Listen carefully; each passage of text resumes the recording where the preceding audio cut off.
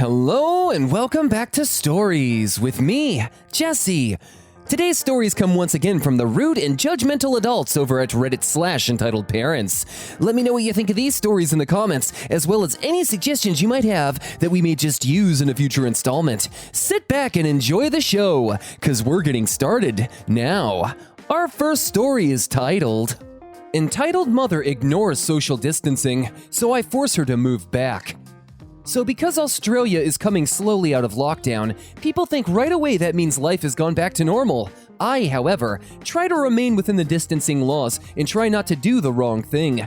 Yes, I know I shouldn't be going out, but I did have to get some essential items, other than the things I got below. So I was at the checkout in a store, buying some toys and a wool coat for my dog, because he's a good boy, and it's winter now. So I'm standing in the marked spot for checkout, when behind me I see a wild Karen, who surprisingly looked nothing like a Karen. Walking up right behind me with her kid, who was about 7, I turn around and say, "Excuse me, can you both please stand back? Social distancing." This sets her off and she goes, "How dare you tell me what to do? You're a child!" I'm 21, but I look young. "And should listen to what I say. Who do you fucking think you are talking out of turn? Children should be seen and not fucking heard." Saying this whilst looking at her kid. I just turn around, roll my eyes, and sigh. I see the kid has his head down, looking embarrassed. Poor thing. An idea then pops into my head. If she won't step back when I ask her nicely, I'll make her step back. So I start purposely sniffing my nose very loudly and start coughing and wheezing like I'm carrying the plague. I then see Karen scoff out a yuck and step back far enough to maintain the 1.5 meter distancing. I turn around and smugly look at her with a, "You better step back, look." She keeps her distance from me the entire time in line for checkout. What a delightful way of handling a Karen, who not only didn't respect your personal space, but also talked down to you like a child and cursed at you in front of her own kid, no less. Even without social distancing, when you're checking out your groceries, it's not unreasonable to ask for just a tiny bit of space. Jeez, what is wrong with people? Moving on, our next story is called, Parents Call the Police Because I Won't Speak to Them. Okay, a few years ago, I was living 3,000 miles away from my folks. They have a habit of leaving an area if they're challenged, so it's normal. I was moved everywhere as a kid, and don't have any roots because of it, and no siblings to commiserate with.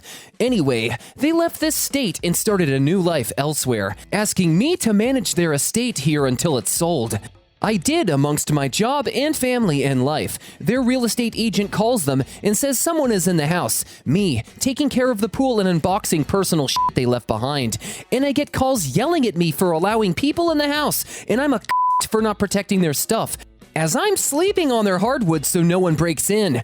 I get tired of the hate and say I'm done. Do it yourself and move on. 3 a.m. and I have cops with guns drawn invading my house on a welfare check because I won't speak to them. Cops could have killed my dogs and me over not answering the phone. Jesus! Edit. I'll let y'all know the outcome. After the police left, I was absolutely livid. I called them and told them if they ever pulled some shit like that again, they would never have the chance to call the police for a welfare check because they would have no daughter. I would move and end any and all contact with them for good.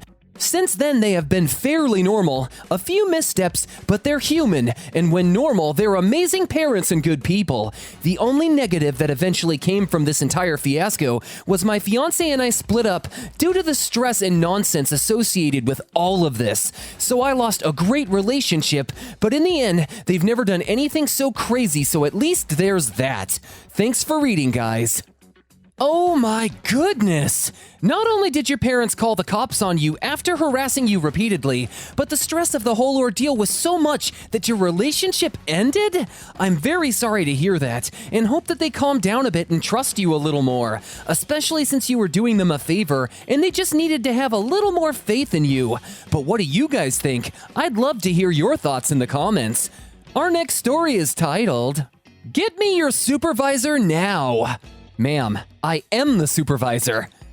So, for some background information, I work in a retail chain and live in the UK, where it is law that if the person in question looks under 25, then you have to ask for ID for items such as lighters, knives, etc. It is also law that if the person in question cannot provide ID, then you have the obligation to decline the sale. Even if they are with someone who can produce ID and vouch for them, you still have to decline the sale because the person wishing to buy the item cannot produce identification.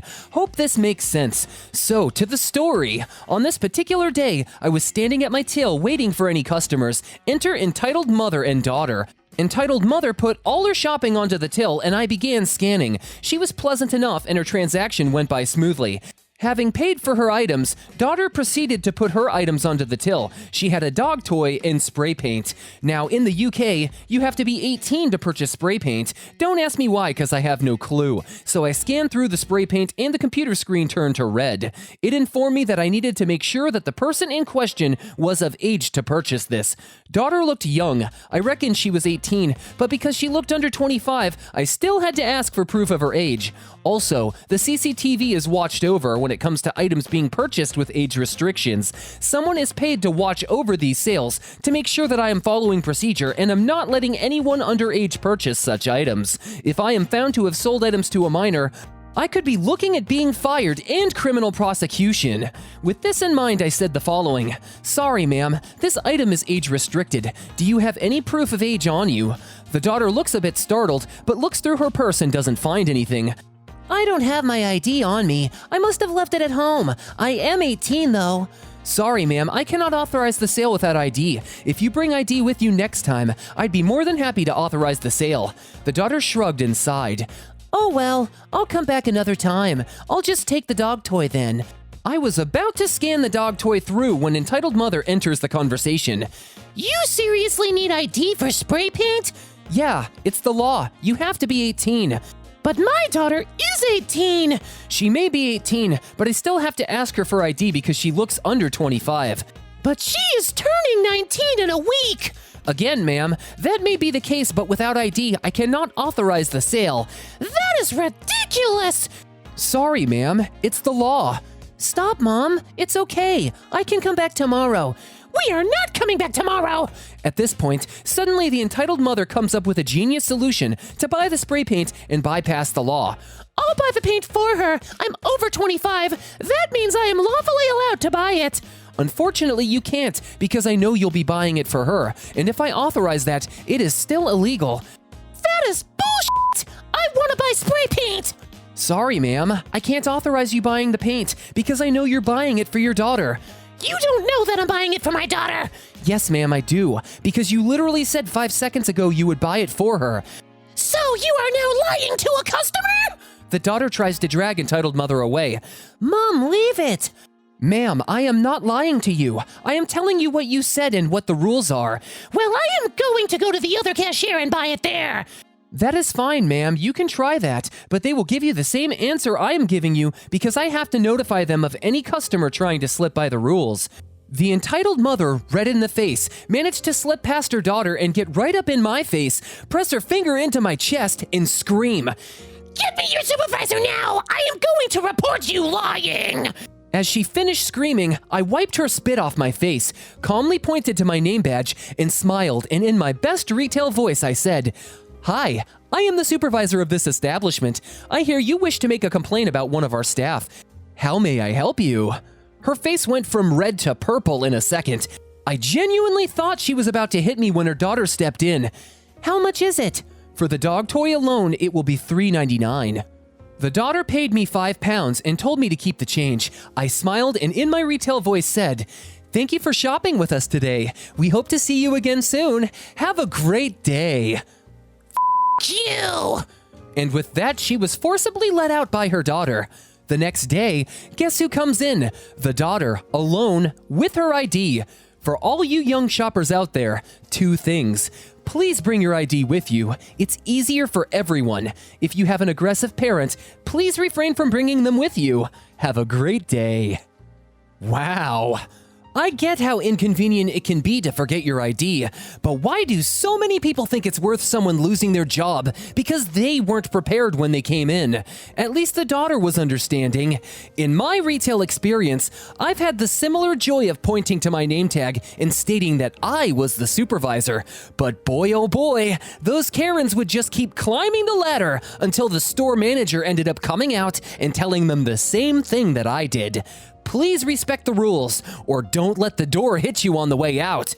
Our final story is called, It's Not Fair That Only He Gets to Make a Wish.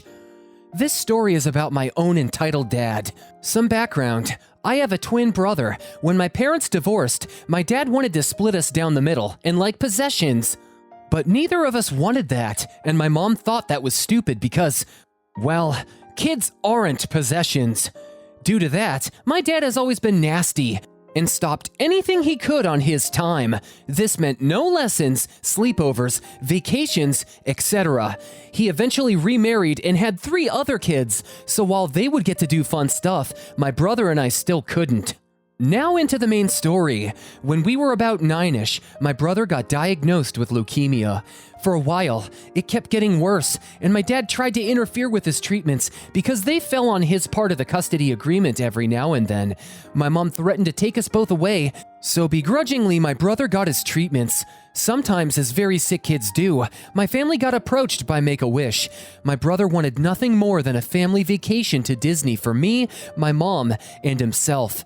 Well, with Make-A-Wish, for trips like those, the non-custodial parent has to agree too, and this is where my dad got to be a prick.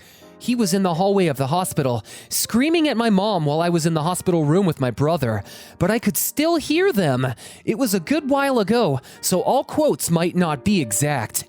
"There's no way in hell I'm agreeing to you 3 getting a free trip to Disney." "I don't care if it was even just him. He might not be here much longer." "Well, it's not fair. If he gets to make a wish, he should be a good boy and give it to me and his other siblings. You and him can stay home." "He doesn't want to bring all of you guys. He specifically said he wants his brother and I with him." "Well, if he wants to go, he better be a big boy and either bring everyone or make my kids get a wish to go." "He has cancer. He is getting this because he is dying. I would 100 times over take him healthy over getting a trip to Disney." "He has his options. It's not fair to us for you 3 to go and disobey the custody agreement again. I have 3 kids and a wife at home, so you either find a way for them to go or none of the kids go." After that, my mom just came in and started bawling. We never did go to Disney, but my brother did get a phone call from John Cena. My brother also did end up making a recovery and has been in remission for 10 years this July. TLDR, Dad rejects kids dying Make-A-Wish because he can't take his new family. Edit, we still talk to him, just very low contact. And we remind him of this time every time we have the chance. He found God and isn't as bad. I have plenty of other stories of him being entitled. This is just the worst. Oh boy. I'm really struggling to understand this one. What kind of a pathetic monster could be so cruel to their child and crush their wish at a point where they don't even know if they're going to win their battle with cancer? This makes me feel sick and deeply saddened for his mom and brother. I'm so happy to hear that he pulled through, but if he didn't, I wonder how that father would have ever learned to live with himself. What do you guys think of today's stories, or this one in particular? I'd really love to hear your thoughts below. Anyways, that's all the time we have for today, ladies and gentlemen. Thank you once again for tuning in with me, Jesse. Don't forget to like, comment, and subscribe for more content, and check out what other stories I have for you. I truly appreciate your love and support, and hope that you stick around if you enjoyed this episode. I hope your day is as wonderful as possible, and that today gives you something to smile about. I'll catch you in the next one.